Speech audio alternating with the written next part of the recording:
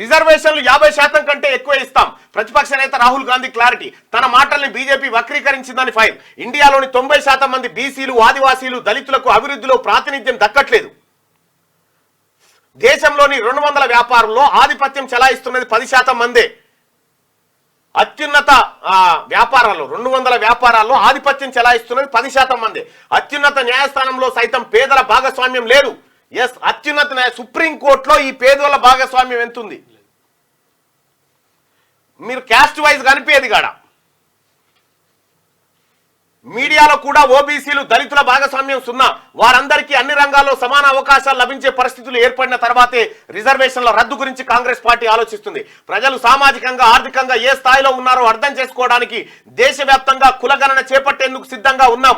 కులగణనతోనే దేశంలో అన్ని వర్గాలకు సామాజిక న్యాయం దక్కుతుందని చెప్పి రాహుల్ గాంధీ గారు చెప్పింది. నిజంగా బీసీ ప్రజలకు ఇప్పుడు రాహుల్ గాంధీ గారు కనిపిస్తున్నటువంటి ఒక ధృవతార.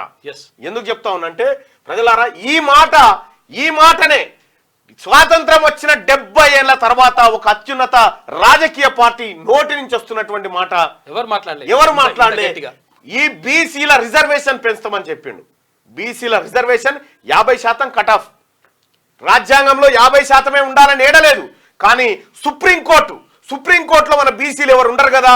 ఉన్నాయకు ఎవరో ఒక మొన్నటిదాకానైతే అసలు గజే లేకుండే.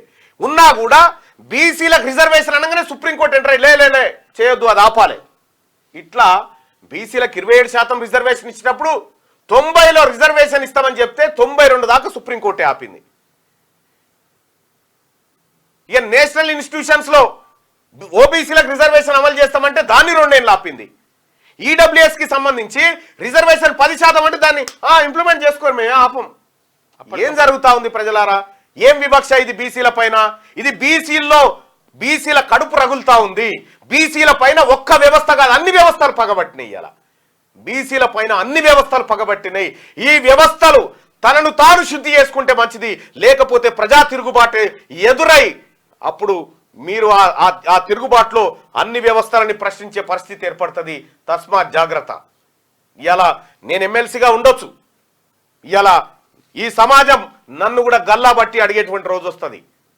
ఈ పరిస్థితి అందరికి తెచ్చుకోకండి. బాజప్తా క్యాస్ట్ సెన్సస్ కు బీఆర్ఎస్ పార్టీ నీ ఒపీనియన్ చెప్పు. ఇది చెప్పకుండా నువ్వు కొత్త రోజుకో కొత్త డ్రామా స్టార్ట్ చేసి నీ ఎమ్మెల్యేల మధ్య పంచాయతీ పెట్టి అది ప్రధాన వార్త అవుతుందా? క్యాస్ట్ సెన్సస్ మీద హరీష్ రావు మీ మామతో చెప్పి, లేకపోతే మీ మామకు శాత కాకపోతే నువ్వు చెప్పు. క్యాస్ట్ సెన్సస్ మీద మీ ఒపీనియన్ ఏంది? భారతీయ జనతా పార్టీ చెప్పండి, మీ ఒపీనియన్ ఏంది?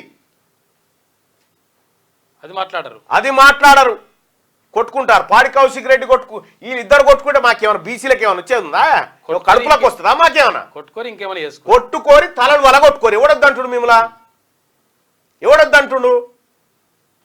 డ్రామాలన్నీ వీళ్ళిద్దరు నిజంగా పాడి కౌశిక్ రెడ్డిని, అరికెప్పుడు గాంధీని ఒక రూమ్ లేచి గొల్లెం పెట్టి బయటికి రారి, మంచిగా కూర్చో పెట్టుకుని చాయ్ తాగొస్తారు. కొట్టుకుంటారా?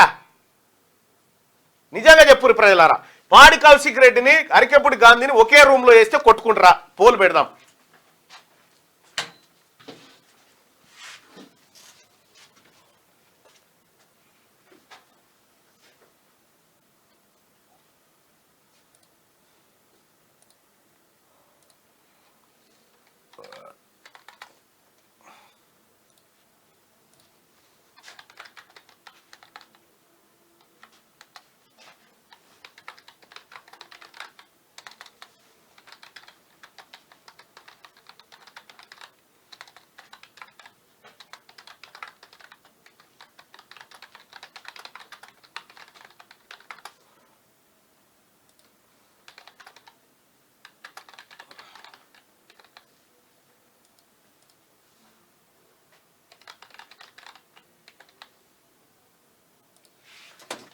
చలో ఇప్పుడు చెప్పు. పాడి కౌశిక్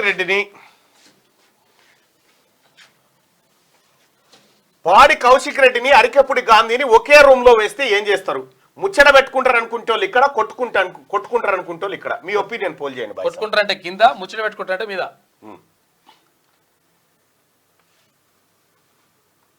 పెట్టాలి అది పంచాయతీ ఎన్నికల్లో. అప్పుడే పేదోళ్లకు న్యాయం జరుగుతుంది.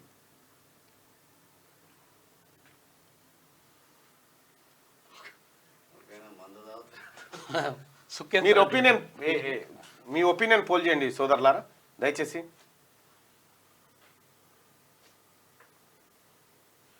ఎడ్యుకేషన్ బడ్జెట్ మొత్తం ఎంటైర్ భారతదేశంలో సింగిల్ డిజిట్ తో ఇచ్చినటువంటి ఏకైక రాష్ట్రం తెలంగాణనే. అన్ని డబుల్ డిజిటే, ఎస్. అన్ని విద్య కోసం ఎక్కువనే పెట్టినాయి, మనమే తక్కువ.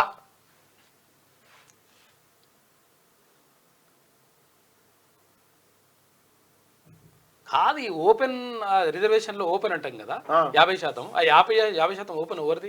ఎవడు పెట్టాలన్నాడు? కాదు, ఏ రాజ్యాంగం పెట్టాలని? పెడితే ఎవరికి నష్టం జరుగుతుంది? ఇప్పుడు చిన్న ఎగ్జాంపుల్, ఇప్పుడు ఎస్టీలకు సంబంధించి 17% మంది ఉన్నారు, వాళ్ళు 15% తీసుకొని పోతున్నారు. అంటే అప్పటి పరిస్థితులను బట్టి 15% ఉన్నారు, 15% తీసుకొని పోతున్నారు.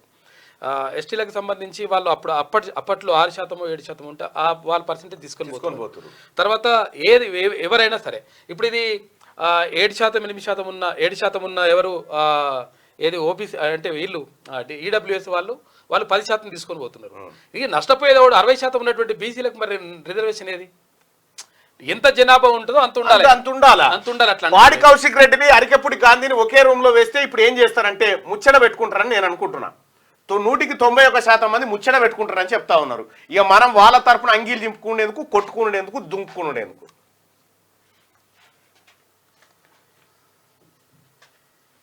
ఇది రాహుల్ గాంధీ గారి మాట. ఇక దీన్ని బీజేపీ వక్రీకరించి చెప్తుంది, రిజర్వేషన్లు ఎత్తేస్తా అంటున్నారు రాహుల్ గాంధీ అని. ఆయన ఏమైనా రిజర్వేషన్లు పెంచుతారని, ఆయన బీసీలకు అన్యాయం జరుగుతుందని ఆయన 50% స్లాబ్ ఎత్తేయాలంటుండ ఆయన. అంటే దాని అర్థం ఏంటంటే 50% ఏంటంటే ఆయన సుప్రీంకోర్టు 50% గీత గీసి పెట్టింది. ఆ స్లాబ్ ఎత్తేసి రాజ్యాంగం లేడలేదు కానీ సుప్రీంకోర్టులో ఉంది అది. కాబట్టి అది ఉండొద్దు, కటాఫ్ బిటాఫ్ అట్లా పెట్టొద్దు.